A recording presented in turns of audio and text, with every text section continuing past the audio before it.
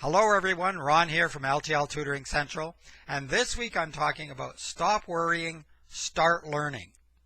What do I mean by that? Well, you probably have experienced this yourself. When you're under stress, you can't do anything right. Everything seems to go wrong. It's one of those days. And that's often because we're worrying, or we have too many things to do, or we're under some kind of stress. And that's what I mean. If you're worrying or if you're under stress, learning takes a back seat. You hardly even remember your own name sometimes if you're under a lot of stress. And I hear a lot of students, if they're faced with a new subject or a new unit within a subject, maybe it's even their favorite subject, but this unit is troubling them. They don't understand it. They're worrying about it. I'm not going to do well. I know I can't pass the test. And these kinds of messages are simply going to make the worrying worse. And worrying can take up a lot of your physical and psychic energy, and that just weakens you all the way around. So you want to get a handle on your stress or on your worry, so to speak. And then you will be freer to begin learning. Now, I'm not leaving myself out of this. I am an expert at worrying, an expert at being under stress sometimes. So I have to work on this all the time myself. Maybe that's why I know some tips and ideas that can help you. And in the blog this week, which I think you should check out because I'm not going to discuss everything in detail here, but I talk about some of the ways to handle stress or to reduce your worrying, and that includes taking care of your body. So things such as getting the right amount of sleep, proper diet, exercise, all of those can help you to reduce stress. It'll help your body and your mind is part of your body, of course, but also preparation. Prepare, prepare, prepare. That is, especially for academics, that is the best way to reduce your stress level. If you prepare, you won't have that worry for the test or the quiz, even a pop quiz.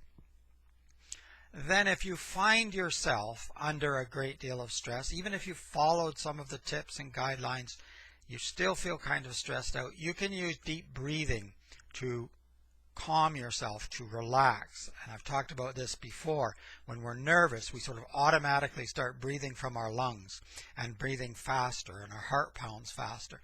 To slow that down, you want to breathe from your abdomen down below, and very slow, deep inhale and slow release. Very conscious breathing. So you're just consciously calming yourself down. It's temporary.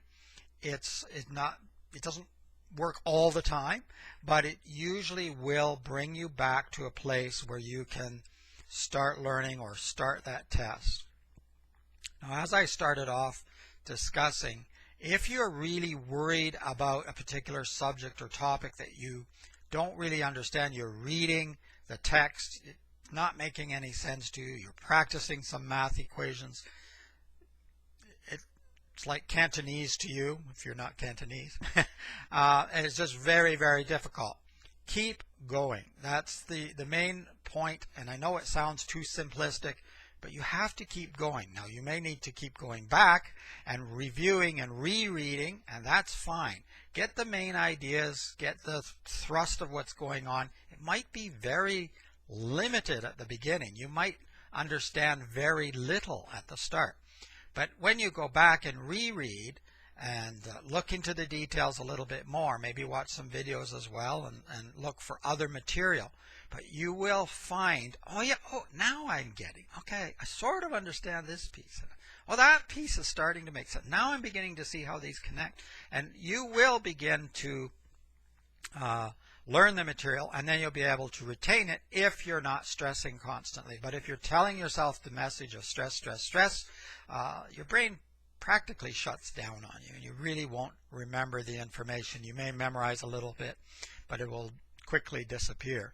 So you have to calm yourself down. You might even have to leave your work for a little while. You can't do that in the classroom, but if you're doing it at home, if you're studying afterwards, take a break and then go back to it with a fresh mind, a calmer attitude, and take your time to learn the material that way.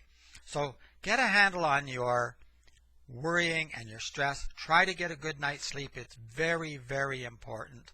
A lot of people like the idea of being able to work with less sleep. I don't need sleep. I can work on 3 hours of sleep a night. Well, you may survive for a while on 3 hours, but trust me, your brain will not be working at its best capacity. So make sure you take care of your body, but then also take active steps in learning. There's lots of videos on my channel and on other channels that you can watch on steps to take to learn better, to read better, to understand and comprehend more.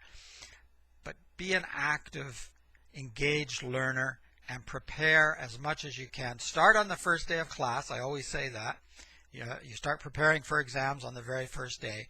But if you're always preparing yourself and always ready, then you won't have very much stress when you're going into a test situation, an exam situation, a pop quiz, or writing an essay, any of the assignments that you have to do. You can go into it with a much calmer attitude, and that will help you to remember. That's it, a little bit short, I think, this time. Have a wonderful week.